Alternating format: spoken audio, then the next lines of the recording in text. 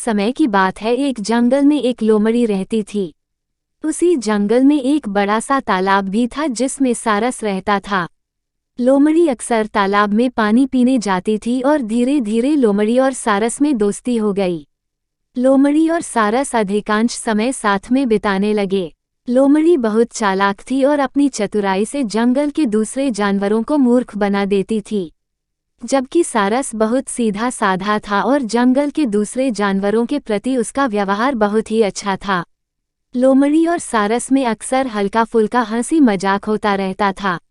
एक दिन लोमड़ी के दिमाग में सारस को बेवकूफ़ बनाने की बात आई। वह सारस के पास गई और बोली, मित्र, मैं तुम्हें अपने घर भोजन का निमंत्रण देने आई हूँ। कल दोपहर तुम मेरे घर भोजन के लिए अवश्य आना। सारस सीधा साधा था, उसने बिना कुछ सोचे समझे हाँ कह दी और दूसरे दिन समय से लोमड़ी के घर पहुंच गया। लोमड़ी ने भी सारस की बहुत आवभगत की और उसे एक अच्छे से आसन पर बैठाया। लोमड़ी बोली, मित्र, आज मैंने बहुत मेहनत करके बड़ी ही स्वादिष्ट खीर बनाई है। मुझे उम्मीद है खीर तुम्हें बहुत पसंद आएगी। इतना कहकर लोमड़ी खीर लेकर आ गई और चौड़े बर्तनों में खीर परोस दी। चौड़े बर्तनों में लोमड़ी तो खीर अच्छी तरह से खा पा रही थी, किंतु बर्तन चौड़ा होने के कारण सारस अपनी चोंच से खीर से नहीं खा पा रहा था। कुछ ही देर में लोमड़ी ने सारी खीर चट कर दी और सारस देखता ही रह गया। खीर खाने के बाद लोमड़ी सारस से बोली, मित्र, क्या बात है, इतनी स्वादिष्ट खीर होने के बाद भी तुमने खीर नहीं खाई। सारस लोमड़ी की सारी चाल समझ गया था। सारस बोला, नहीं नहीं, आज मुझे भूख नहीं है। इतना कहकर सारस वहां से चला गया। लोमड़ी के घर से जाने के बाद सारस अपने आप को बहुत अपमानित महसूस कर रहा था और किसी भी तरह लोमड़ी से अपना बदला लेना चाहता था। सारस दिन भर यही सोचता रहा कि किस तरह लोमड़ी से अपना बदला लूं। तभी उसे एक उपाय सूझा। वह लोमड़ी के पास गया और बोला, बहन लोमड़ी, मैं तुम्हारे यहाँ दावत खा चुका हूँ, अब मेरी बारी है। मैं भी तुम्हें अपने यहाँ भोजन का निमंत्रण देने आया हूँ।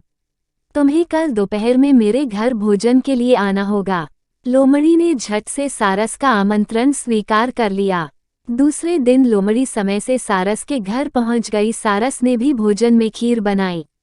कुछ देर बाद सारस लंबी सुराहीदार बर्तन में खीर परोस कर ले आया। पतले मुंह वाले बर्तन में सारस तो आसानी से अपनी चोंच से खीर खा पा रहा था, किंतु लोमड़ी का मुंह खीर तक नहीं पहुंच पा रहा था। कुछ देर बाद सारस ने सारी खीर खत्म कर दी, किंतु लोमड़ी अभी तक बिना खीर खाए ही बैठी थी। सारस ने लोमड़ी से पूछा, बहन लोमड़ी, क्या हुआ, तुमने खीर क्यों नहीं खाई? क्या खीर अच्छी नहीं बनी है?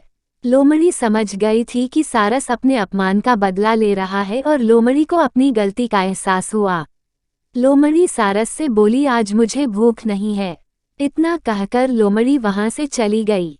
आशा करती हूँगी कि आपको ये कहानी पसंद आई होगी। इस कहानी पर आपकी क्या राय है, कमेंट करके जरूर बताइए। कहानी पसंद आई हो तो लाइक और शेयर करना बिल्कुल ना भूलिए। चैनल पर नए हो तो चैनल को सब्सक्राइब जरूर कीजिए। कहानी सुनने के लिए आपका बहुत बहुत धन्यवाद।